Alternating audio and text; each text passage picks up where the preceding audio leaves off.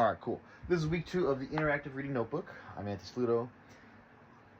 I'm just going to get into the quote, and we're going to start working from there. To start, it says, to argue that we teach too many students to be expected to know them in a multidimensional way is to reject one of the clearest and most fundamental findings of educational research, that learning is relational.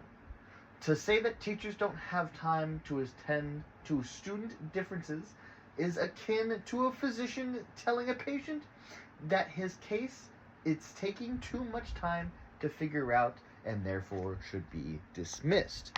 Us as future educators, and me as myself personally, when I look at something like this and I'm reading this specific quote,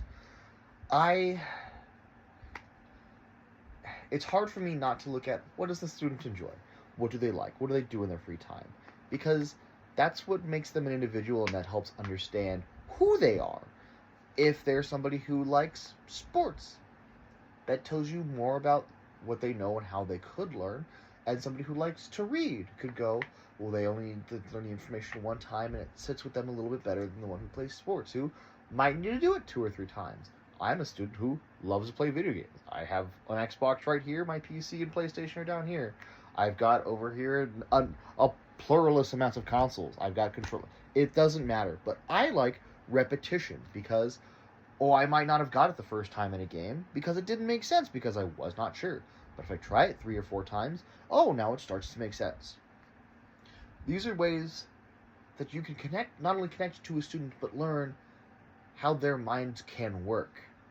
In the text, it says differentiation purposes on an alternative approach, a classroom that honors and adapts to learners' variations while building a team of learners who work together to benefit outcomes for the group and each member. And to me, this is in my discipline of history and political science. We'll focus solely on history at the moment. I could give a lesson and say, we'll take World War II just because it's a big example.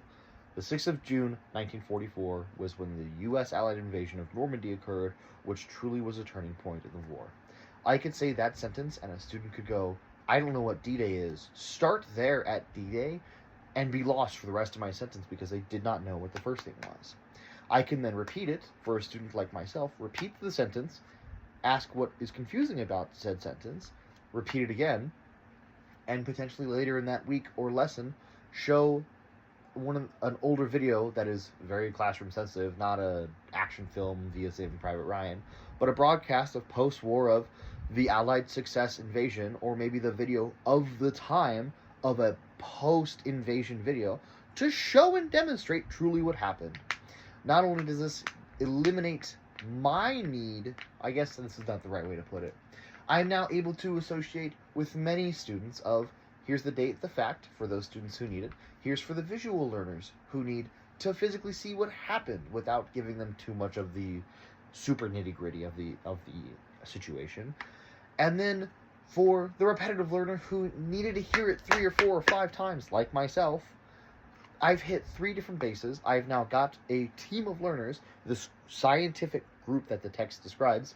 I've now benefited all 3 of these individual types of learners.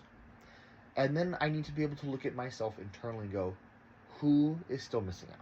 Who's the next student that I need to bring up to these 3 levels? That is now my job, as this describes, as I'm now the doctor in this case. I need to make sure all of my patients are taken care of, no matter the amount of time I put in. Even in this case of me as a student in this case, doing a video, and I had a teacher at a political science course who told me I should not be doing videos because he didn't like him. He was an older gentleman. But I have had teachers who love the fact that I do videos, that I would rather do a video for 2 things. As a history student, everything is writing papers. Everything has always been papers. And this takes a little bit of a breath of fresh air. It lets me be a little bit more humanistic in the approach. And I've had some teachers tell me that they like it because they don't have to read as much.